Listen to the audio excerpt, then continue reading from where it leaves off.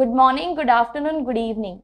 We have come up with our new tax law revision lectures on enrolled agent course. So those who are appearing in the month of June, July, August, you can easily go through this revision lectures where we have updated all the figures based on 23 tax law.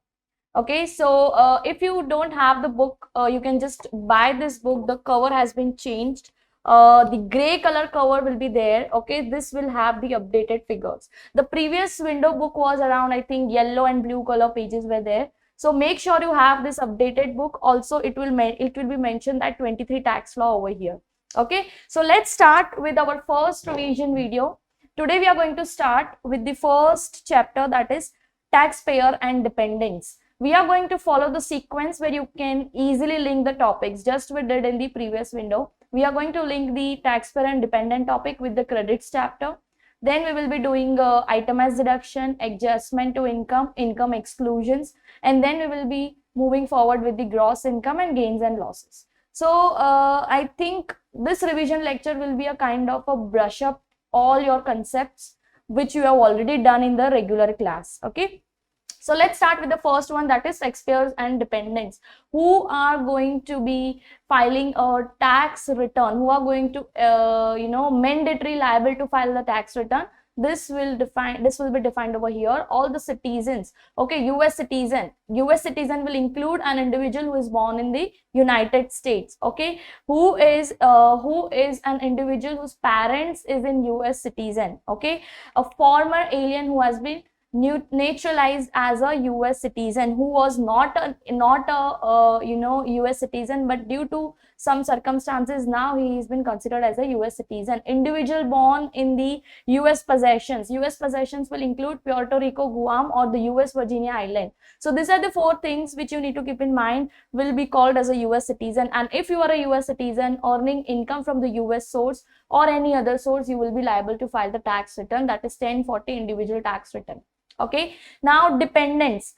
If you are having a dependent, you can claim them on your tax return, and there will be so many benefits we will see in the upcoming chapters. Credits you can claim some deductions based on your dependents added on the tax return. So what are the four criteria you should keep in mind to claim a person as a dependent?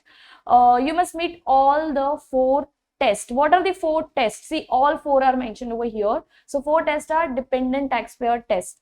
Okay. Second is joint return test. Third is citizen and residence test. And fourth is more than half of the support should be provided. Okay. Either the person should be qualifying child or a qualifying relative. We will see the definition of these two things also in the next topic. Dependent taxpayer test means the taxpayer should not be a dependent in anyone else's tax return.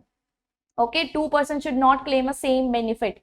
Let's say a person is having a child entered in his tax return as a dependent. The same dependent should not be added in someone else's tax return. Okay. Second thing is joint return test. The dependent should not file a joint return with someone else. Right? See, please keep this thing in mind. Dependent doesn't mean only child. Dependent can be any XYZ person. It can be your grandparents also, grandfather, grandmother, right? Anyone can be a dependent whom you are taking care, for whom you are incurring some expense, their living expense, and supporting them. Okay, so if that person is filing a joint return with someone else, then you can't claim them as a dependent. One exception here is, it's not mentioned here, but if you have done the regular reading, you will be remembering this thing, that one exception is if they are filing just to claim the refunds, of previously filed taxes, then that's fine. They can go for MFJ return just for claiming the refund. Okay, so two things you need to keep in mind. The person should not be a dependent on anyone else tax return. Person should not file a joint return with someone else. And the third thing is citizenship and residency test. So a dependent should be a US citizen, US resident, or US national, or the dependent can be resident of Canada or Mexico for some part of the year. Okay, so the thing is, you cannot claim anyone who is non-resident, who is not a citizen in US. Okay, you cannot claim them as a dependent. but the person can be, one exception is, can be a resident of Canada or Mexico on some of the part of the year. Okay, and the fourth condition, which is most important, the questions will be based on this last one, that is, they'll give you the list of expenses which you are incurring for your dependent. Okay, total expense, taxpayer cannot claim a person as a dependent unless they provide more than half of the total annual support. Please understand the difference between these wordings. Okay, we will see the same thing when we look at the qualifying relative definition. More than half of the support should be provided based on total annual support. Let's say a person, a small student is there, so what will be his annual support? His education expense, living expense, food, clothing, everything. Okay, so all his expenses, 50% of that at least should be bared by the parents. More than half of the support, total annual support, and that person is a qualifying child or a qualifying relative. So please understand this thing, that not only the expenditure will come into picture, the person should at least fulfill the criteria of qualifying child or qualifying relative. So you should be able to remember the criteria of qualifying child and qualifying relative very well. In next topic, we are going to do that thing. What do you mean by QC and QR? Okay, so let's revise quickly. What are the 4 conditions to claim a dependent on a tax return? First one is the dependent should not be a dependent on anyone else's tax return. Second thing is the dependent cannot be a person who is filing a MFJ with someone else. Exception is only for taking the refund. Okay. Third thing is the person should be a US citizen, US resident, US national, or a resident of a Canada or Mexico can also work. And the last condition is you are providing 50% or more support of that child, of that dependent. Okay, now that dependent should be either a QC or a QR. Okay, so all the 4 conditions are clear, everyone. Now let's see what you mean by qualifying child. Again, in qualifying child, we have 4 more conditions. First one is very simple. The child should be, as the word suggests, child. Okay, so it should have the age criteria. First, I'm starting with age. The word says qualifying child. Child means anyone, any person who is less than 19 years of age. Okay, younger than 19. Exact 19 will also not qualify as a child. Less than 19, younger than 19 means, can I say 18 or less, right? 18 or less should be the condition for the age test. Second is if the person is a full-time student. Okay, full-time student means at least 6 months or more you are spending in the college as a student. Okay, then the age criteria can be increased to 24 years. Okay, instead of 19 it should be 24. Okay, so third condition is any age will work if the child is permanently disabled, right? So any one condition if you met, you will meet the age criteria. Next one is we will see the relationship criteria. The child must be your son, daughter. Okay, stepchild, foster child, brother, sister, half brother, half sister, step brother, step sister, or a descendant. Descendant means anyone who is in the family hierarchy, anyone who is in the lower of this all relations. Okay, let's say brother's son. Okay, so it comes under definition of descendant. Ascendant means your grandparent, your parent, grandparent, parent of your grandparent. Those are ascendants. Descendant means someone falling in the lower hierarchy, that is your child, grandchild, child of a grandchild. So those are the descendants. Okay, relationship test, please remember this thing in mind. It includes inclusive definition. It will include only these things, that is son, daughter, stepchild, foster child. Okay, stepchild, I hope everyone knows the meaning, we have done in the regular class. Foster child, brother, sister, half brother, half sister, step brother, step sister, or any of the descendant of them. Relationship test should be met. See, all 4 tests should be met. Okay, it should not be like that the age is okay but the person is a cousin brother. Okay, cousin brother will not work over here. It should be your own child, your own brother, your own sister. It should be half brother, half sister will work. Okay, so relationship test, age test. Third thing is residency test. The person, the child should be living with the taxpayer who is claiming the child as a dependent for at least half of the year. Okay, here half of the year criteria is there. Please remember the criteria, guys. I have taken the feedback from previous students. They just says that even if you remember each and every criteria very well, don't try to mug up the things. Just remember it in a proper format, in a proper sequence. It will be very easy to clear the exams. Okay, so residency test is very simple. At least half of the year the person is living with you at your home. Support test, the child cannot provide more than half of their own support. Now please understand there is a difference between this and there is a difference between this. Okay, here what it is saying, whatever is his annual expense, we need to provide 50% of his support. Okay, here what it is saying is the child, if the child is earning some money, let's say through any part-time job or anything, the child should not provide more than half of their own support. They should not spend more than half of their own support. Here the parent, I mean those who are going to claim them as a dependent, they should provide 50% of the support from their pocket. Okay, I'll tell one example. Let's say taxpayer is there, taxpayer's brother is there, okay, and a child of a taxpayer is there. So he is claiming the child in his tax return. His annual expenses are, let's say, $10,000. So taxpayer is providing only $5,000 and $5,000 has been provided by the brother. Can I say the person who is claiming him as a dependent is not providing more than 50% of the support, right? So this thing will not work over here. That is the reason why the taxpayer himself should pay more than 50% of the support for the qualifying child or the qualifying relative. Annual support the taxpayer himself should provide. Here the difference is the child cannot provide more than 50% of the support. Okay, so this situation can work over here, but it can't work for claiming them as a dependent. For this, for considering the child as a qualifying child, this will be okay, but for considering it as a dependent, as a normal dependent on the tax return, you cannot consider it based on this example. Okay, if you are confused, please rewind a little bit and again go through the topic, right?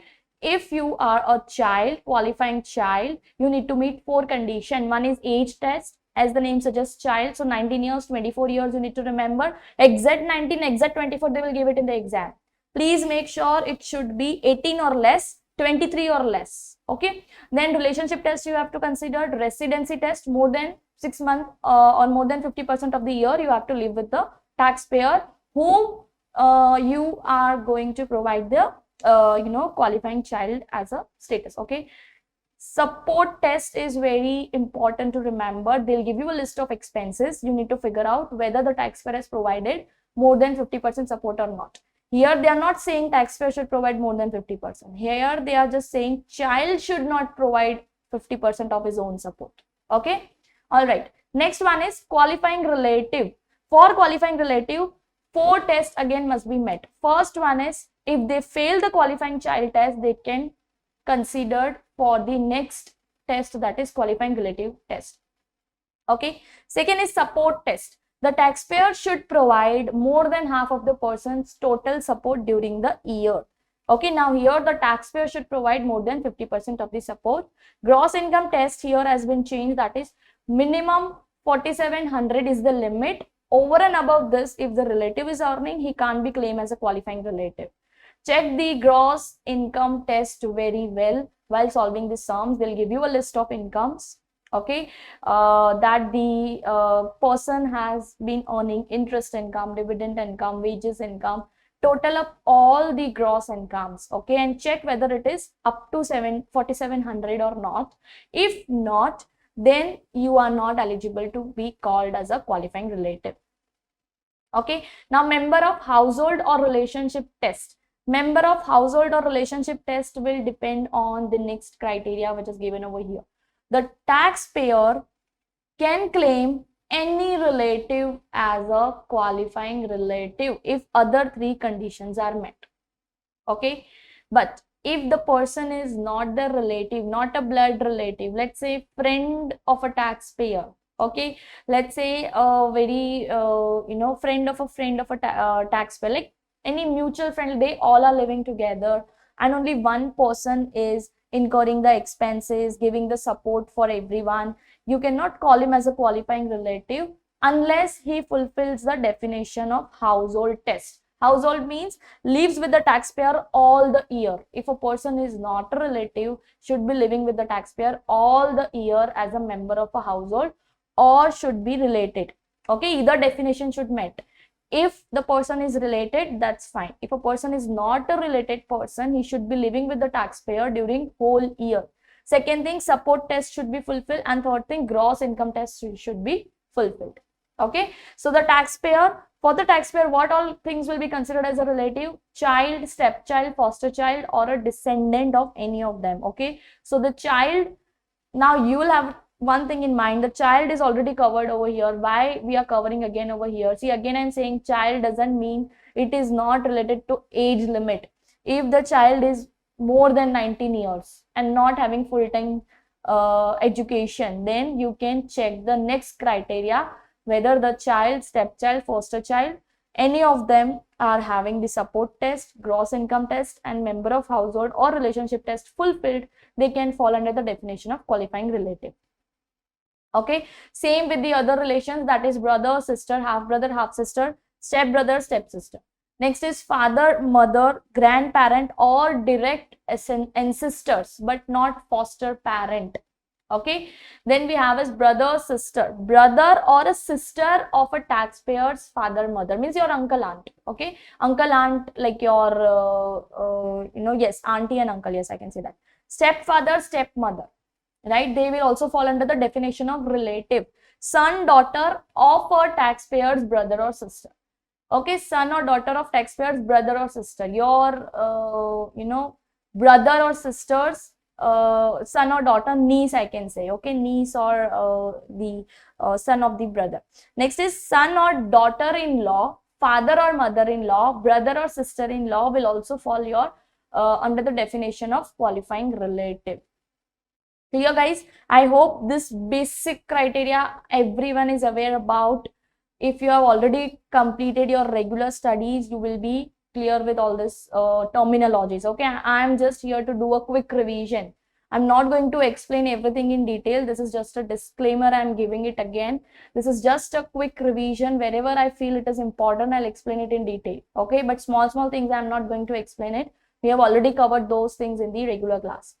Now, next important thing is filing status. Everyone will be aware about the filing status, that 5 filing status are there in US taxation. First one is single, second is head of household, third is MFJ, married filing joint return, qualifying surviving spouse, and married filing separate return.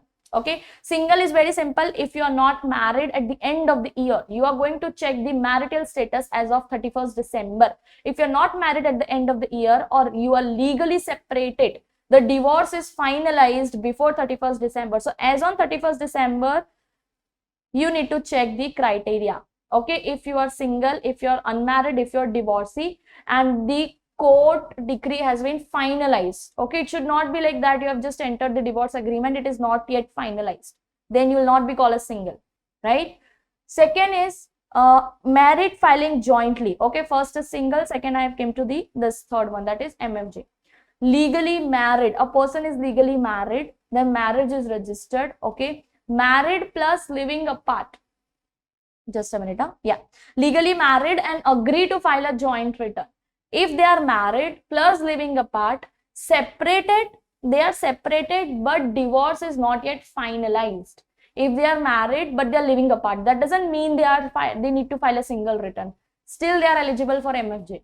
Okay, if person are married but they are living in a different locations since so many months, or since last 6 months, or since 1 year, since they are married, they are living apart, that doesn't mean they have to file a single return, single tax return. They can go for MFJ, but they both will have to accept that they want to file a MFJ.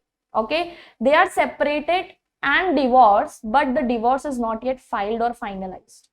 Okay, last one is spouse has died and the taxpayer didn't remarry. So in the year of death of a spouse, they will file a MFJ return with the old with the deceased spouse.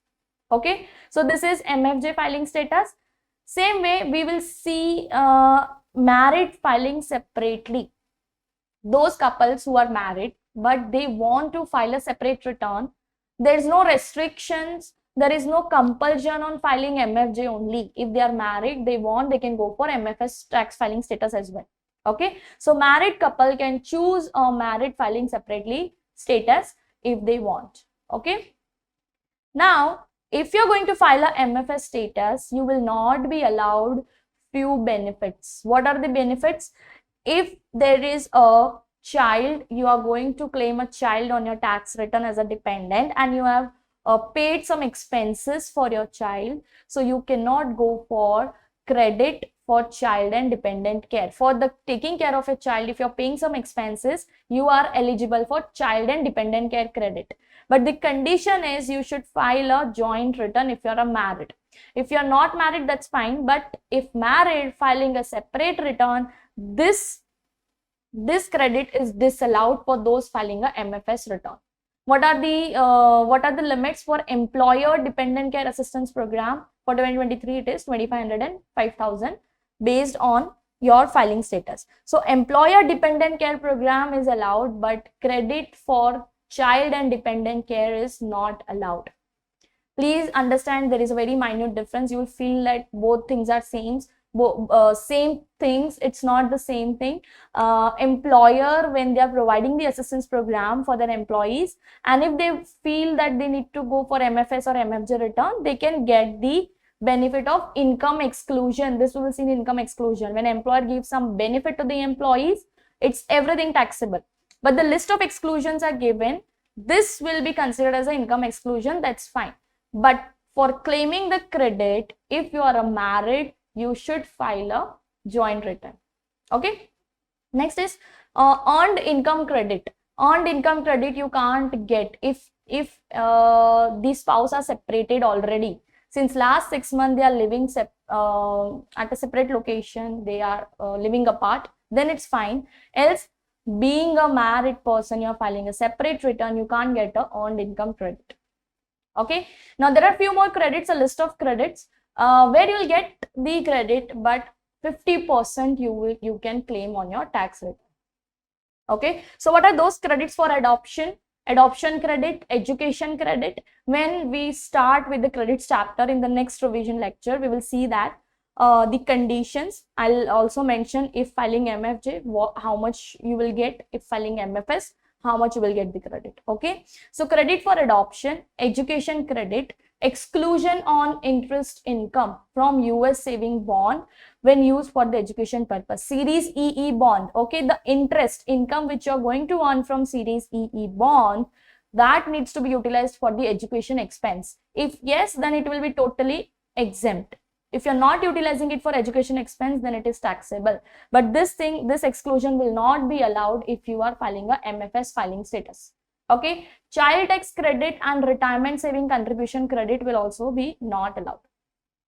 Clear, guys? Next one is, the last one is capital loss. Instead of 3,000, you will get a 1,500 benefit. If you have a capital loss, today only I think in my regular batch I completed this topic. In case of capital loss, 3,000 is the limit which you can go for the set off. Okay, if you have a capital loss, if it's a short term, long term, okay, net it off internally, and whatever is remaining, you can settle it off against the ordinary income. How much you can settle off? Up to 3,000. But filing a MFS, you can go for 1,500. One spouse itemized deduction. If one is going to itemize a deduction, the other will also have to itemize it. They cannot take the benefit of itemized and standard deduction together. Okay. Deduction for student loan interest will also be limited. They cannot go for the whole limit of deduction. Okay. When we'll look at the income exclusion topic, we will see that. Sorry, adjustment to income topic. Okay. So single filing status is fine. Married filing jointly, married filing separately is okay. Now the main differentiation you have to understand is between the head of household and qualifying surviving spouse. Okay, head of household, here the person should be unmarried. Okay, the person should be unmarried plus pay more than the half of the cost of keeping up the home. Use look at the word they are using is home. Home means core home related expenses. What is the list which will come in the home related expenses? Your mortgage interest will come, real estate taxes will also come. Being a head of household person, being a person unmarried, plus who is paying more than half of the cost of keeping up the home. For home, what things are necessary? The rent, utilities, okay, mortgage interest, real estate taxes, all those things if you're paying, and more than 50% you are paying during the year, then you are eligible for HOH status. Okay, now unmarried person who files a separate return, they should be filing as a separate, no one should be entered as a, you know, a spouse in their return. So files a separate return, plus let's say even if they are married but living apart since last 6 months, they will be considered as a unmarried for the purpose of HOH status. Okay, clear guys? I hope everyone is able to understand this. Must be unmarried, but the condition is if a person is living separate, living apart since last 6 months of the year, they can go for HOH status. Okay, qualifying person must live with the taxpayer more than half of the year. They should have, HOH person is there, okay, they should have one dependent living with them, and that dependent, that should be a qualifying person. Okay, they should live at least half of the year in the house. Okay, so again I'm repeating the conditions. For claiming the head of household status, you should be unmarried, the person should be paying more than 50% of taking care of the home. Home expenses will be considered. Okay, please do not consider food and clothing into the definition of this filing status calculation of expenses. Okay, unmarried will include any person who is living apart from the spouse for the last 6 months. Okay, and a qualifying person should live with the taxpayer for more than half of the year. Now what does qualifying person means? Qualifying person means any qualifying relative or a qualifying child. Okay, qualifying child should be fall under the definition of dependent. We have just seen the definition of qualifying child, plus lived for more than half of the tax year. Second, qualifying relative. Okay, I'll first read this one. Qualifying relative other than your mother or father who is your dependent. Okay, mother, father will include your grandmother, grandfather also. Okay, so dependent who is any relative, which is let's say your brother, sister, any relative. Okay, apart from child, apart from mother and father, anyone who is your relative plus lived for more than half of the tax year, plus related, the person should be related. You cannot call that my friend is living with me in the house. Okay, now she is not my relative. Based on her, I am incurring all the expenses of the house. I am paying the rent expense. I am paying the mortgage interest, real estate. Okay, I should be eligible for HOH status. Answer is no. The person who is living with you for more than 50% of the year, more than half of the year, should be related to you. Plus, that person should be your dependent. Okay, so I can say in qualifying relative topic, only relationship test should be met. Member of household will not be considered for HOH status. Please remember this criteria in mind very well. Now, second condition, what it is saying, if they are having mother and father as a dependent, then the criteria of living in the house is not compulsory. Even if mother and father is living at some other location, that's fine. Okay, so head of household is clear, everyone. Unmarried plus the person should have a qualifying person, plus the person should be living, qualifying person should be living with the taxpayer for more than half of the year. Okay, and there are few criterias, exceptions. Being unmarried means also include if a person is separately living apart from the spouse for the last 6 months. Clear guys? So single is done, head of household is done, MFJ is done, and married filing separately is done. The last one is qualifying surviving spouse. There is very minute difference between the qualifying surviving spouse and the head of household. What it is?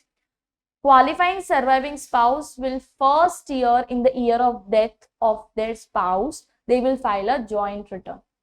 Now please remember, a QSS doesn't mean only female will claim a QSS. Okay, they can twist the questions, keep your minds open. File a joint return with the deceased spouse, okay, in the year of death. Second, if they are not remarrying before the end of next tax year, then they can go for qualifying surviving spouse status for next 2 years. Okay, so first year they'll go for MFJ. For next 2 years they'll go for QSS status. Okay, plus they should have a child or a stepchild. It should not be anyone else's child. It should be your own child or it should be your stepchild. All right, so father or mother, any one person should be the biological parent of that child, or they're having their own child. So this is the main condition which you need to remember for the purpose of QSS. And this child should be living with the spouse for the whole year. Okay, for whole year. In HOH, the thing is dependent. Qualifying person can include qualifying child, qualifying dependent, both definition. Qualifying child can include anyone else child is also fine. Brother, sister can also be fine. Okay, but here it should be your own child or a stepchild only. Okay, so file a joint return with the spouse for the year the spouse died. Okay, second, should not remarry before the end of the tax year, plus they have a child or a stepchild as a dependent. Now here, for the purpose of specifically for QSS dependent purpose, they have ignored few conditions. Even if the child is earning more than 4,700, that's fine. Even if the child is filing MFJ return with someone else, that's fine. Even if the taxpayer has is been claimed as a dependent in someone else return, that's fine. Only for understanding the purpose of filing status. Okay, means whether the person can claim the qualifying surviving spouse status or not. Only for that you need to look at the criteria, but these 3 criteria can be ignored. Okay, I hope it is clear now. Those who have already attended regular, it will be very easy for you guys. First, second condition is the child should be living with the taxpayer during the whole year, except for the temporary absence. Temporary absences means if the child is attending some college, okay, higher education, or if the child is hospitalized. So due to some reasons the child is not living with the taxpayer, then it's fine. You can still go with the QSS status. Okay. Now the taxpayer and the deceased spouse paid more than half of the cost of maintaining home. So maintaining home, again the word is home, means all the expenses related to the home, that is real estate, taxes, everything should be considered over here. Clear guys? I hope filing status topic is clear for you guys. If you feel anything that you are not able to understand, please post a comment in the video. I am able to reply to your comments, okay, wherever it is required. Next is filing requirement. Now, who needs to file the return? It is important to understand that if your filing status is finalized, now whether you are eligible, whether you are mandatory have to file the return or not, that is one thing. First was you should be a US citizen, US resident, or a person who is earning income. This is the second requirement. The person should be earning a gross income, the total of your earned plus unearned income. This two terminology you have to understand very well. It will be there in whole EA part 1. Okay, earned, unearned, many limits are based on these two things.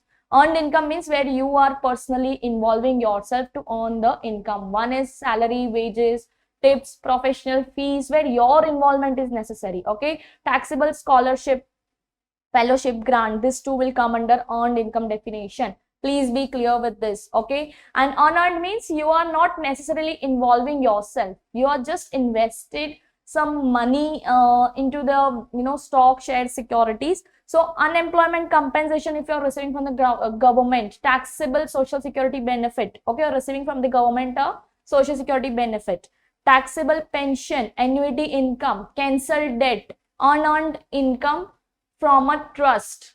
Okay, from a trust you are receiving some interest income, a K1 you are receiving from the trust, taxable interest, dividend, capital gain. Okay, so these all things are your unearned income.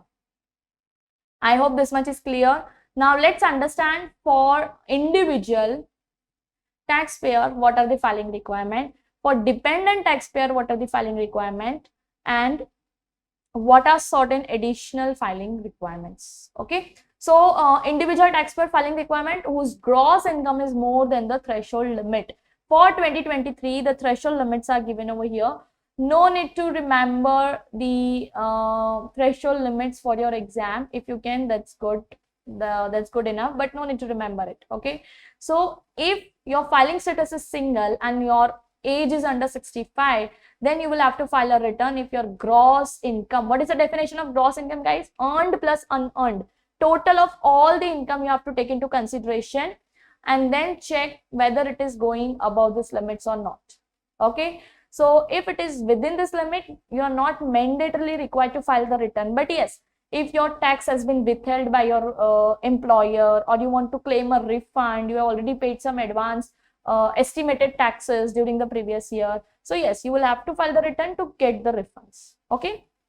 So first one is individual whose gross income threshold is going over and above the specified limits. Second is dependent taxpayer filing requirement. So dependent on someone else's return. If you are a dependent on someone else's return, so dependent's gross income, unearned income will be based on, which is based on their filing status, age and blindness. So we'll see in case of dependent child, how you will consider the filing requirement. Please understand this thing carefully, okay? Many people get confused on specifically on this topic. So see, dependent taxpayer filing requirement. If your parent or someone else can claim you as a dependent, you will have to use the table to see if you must file the return or not. Means, let's say I am a dependent on my parents' return, right? Now I will be checking this all conditions which is mentioned over here, this one and that, two conditions.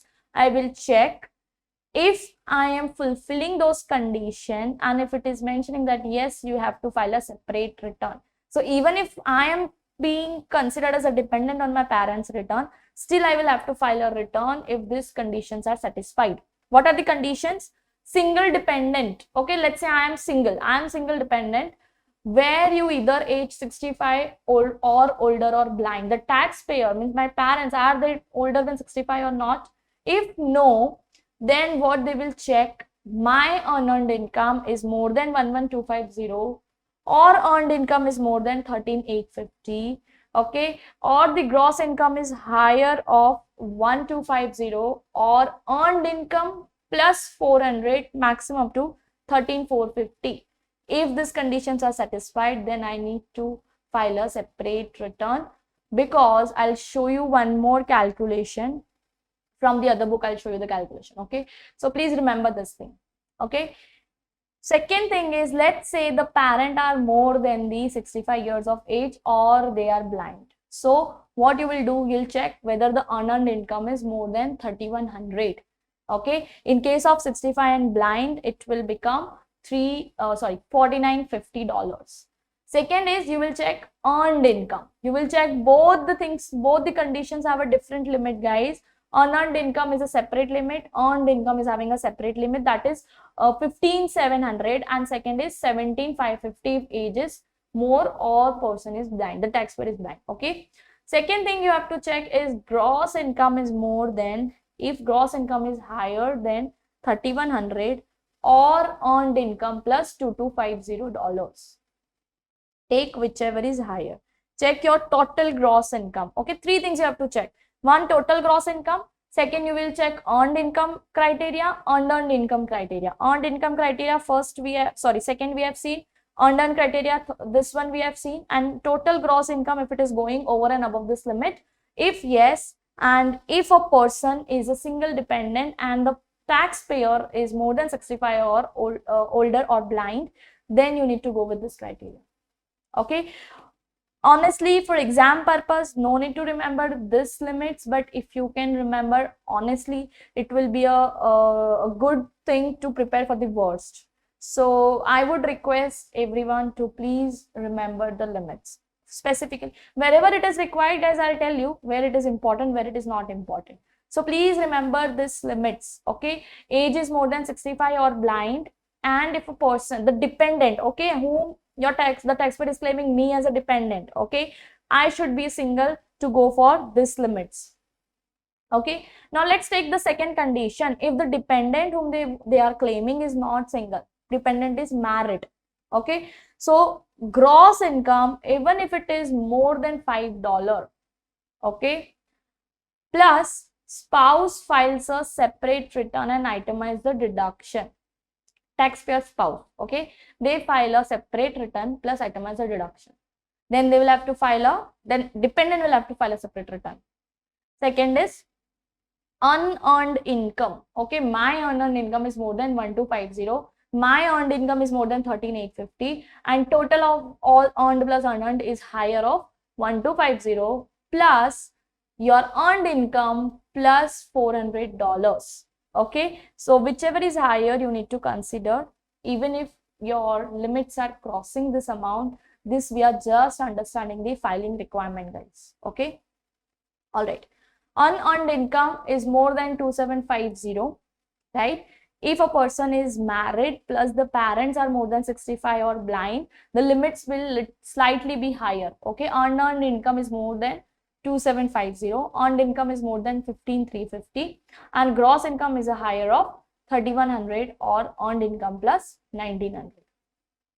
Okay, clear, guys? See, the same thing is there here. The limits are also there if the person is less than 65, more than 65, or if a person is a blind, then the limits will change. Okay, so same way, same thing has happened in the next tab, that is next topic, that is dependents filing status. Okay, so I'll just check it in the next, before starting the next session, I'll check it. Okay, don't worry, I'll explain actually the calculation is there. Being a dependent, okay, if you are having unearned income, how it will be taxable in your parents' return. Okay, so the thing is, they have the standard deduction, $1,250 standard deduction plus $1,250 of income exclusion for unearned income, and remaining will be taxable at the parents' marginal tax rate. So there are, I have seen like few MCQs on this topic. People were having doubt on this topic, whether it will be, the child's income will be taxable at the parents' marginal rate or the child's marginal rate. Okay, so that we will see, don't worry. Before starting the next session, I'll just search out for that thing and we'll continue that before starting the credits chapter. All right, so now you are aware about what are the filing status. No need to mug up the this limits. Okay, no need to mug up the limits. It's fine. You just need to remember what are the criteria of filing status. What was important in this chapter, I'll announce at the last of this chapter. See, additional filing requirement.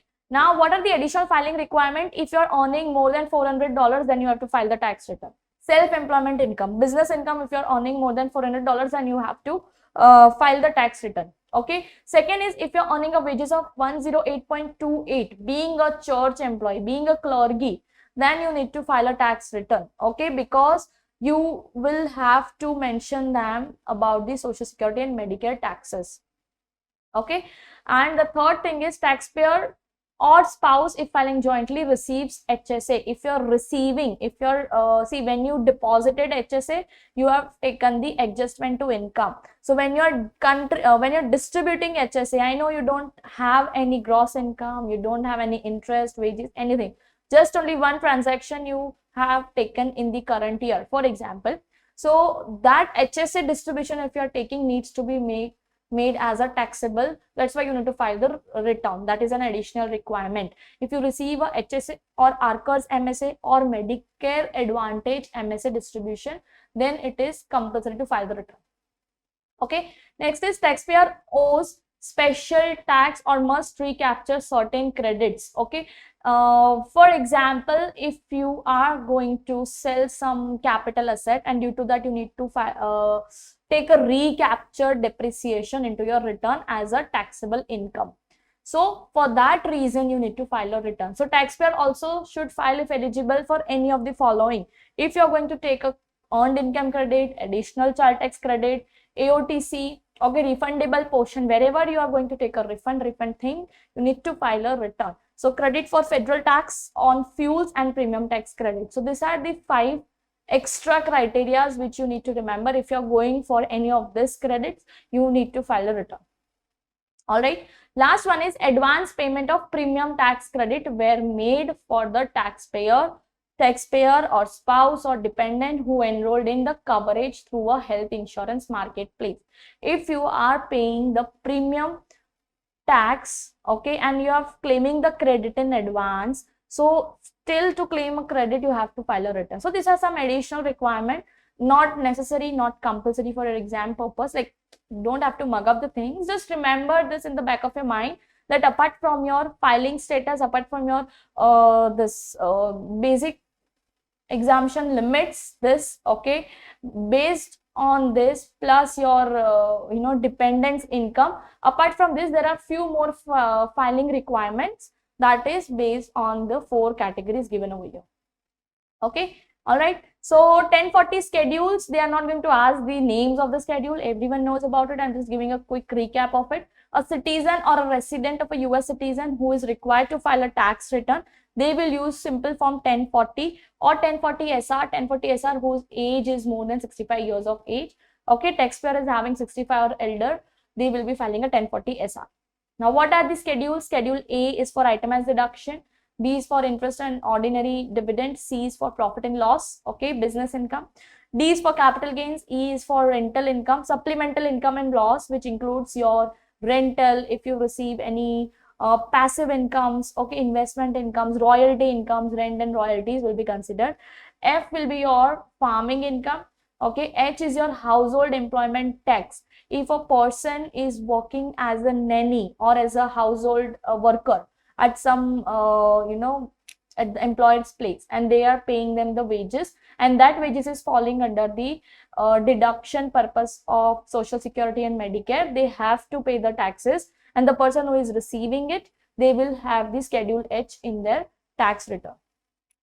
Schedule J, where you are going to have a averaging, income averaging, if a person is a farmer or a fisherman. See, some of the schedules, they are not there in detail in your syllabus, but just have a quick look at the schedules, okay. Just a quick recap, just go through the basic details, that's it. R is credit for elderly or disabled. SE is self-employment taxes, okay. If you have paid the self-employment taxes, you need to file the schedule SE, okay. 8812 is credit for qualifying children and other dependent credit. Got it? So which parts, which schedules you need to use, it is mentioned. Have additional income. If you have additional income, that is, let's say schedule C, business income, then you have unemployment compensation, prizes and awards, okay, gambling winnings, then this is your additional income, will mention on schedule 1 part 1. Same way, if you have additional deduction, it will be mentioned on the part 2, okay. Schedule 1 is for additional income and expenses. Schedule 2 is for alternate minimum tax or need to make any excess advance premium tax credit repayment. If you have taken an advance premium tax credit, now you are going to make a repayment, you need to consider it in schedule 2, okay. Or if you are owning any other taxes, this is specifically for additional taxes, this is specifically for additional income and expenses. And schedule 3 is for credits, okay, refundable, non-refundable credits, right. So first part is for non-refundable credits, can claim a non-refundable credits other than non-refundable child tax or credit for other dependents, such as foreign tax credit, education credit, or general business credit.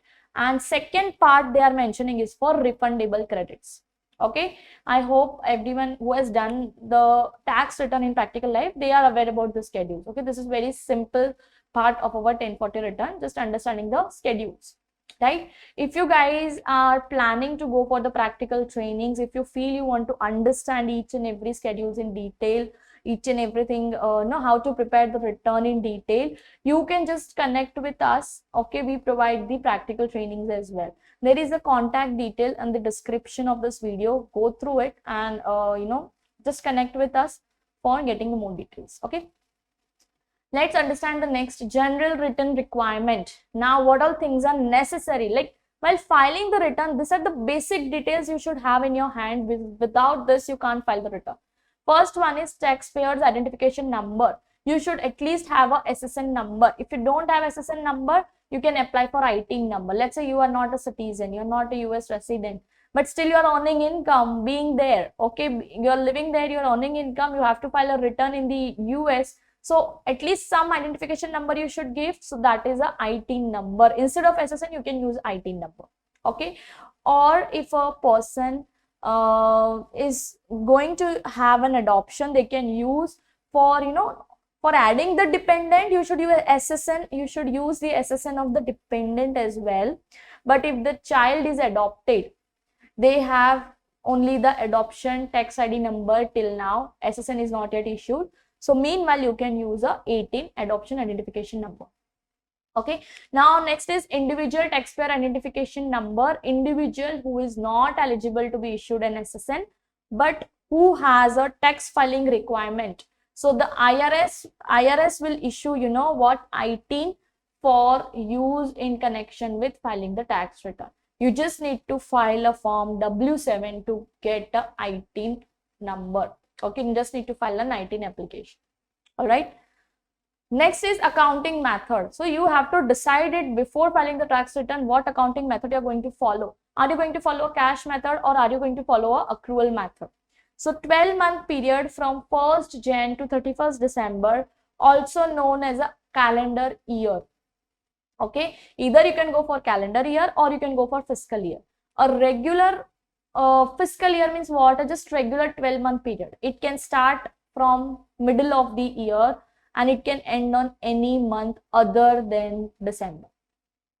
Okay, last day of any month it can end except December. That is called as a fiscal year.